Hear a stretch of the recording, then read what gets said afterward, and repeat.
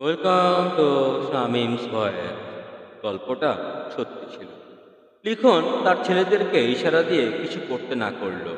লিখন, সরি ভাই, আসলে বুঝতে পারি নাই। ভাইয়ের নামটা প্লিজ। আর আপনি গুলতানের স্থানীয়?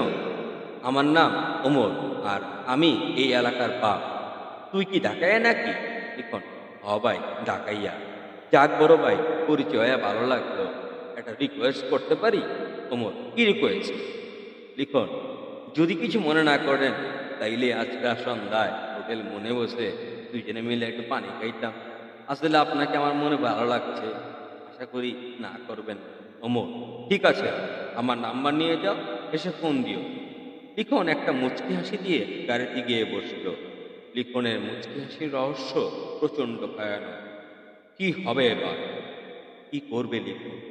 বলছি ২৭তম খণ্ডে, ইনশাআল্লাহ।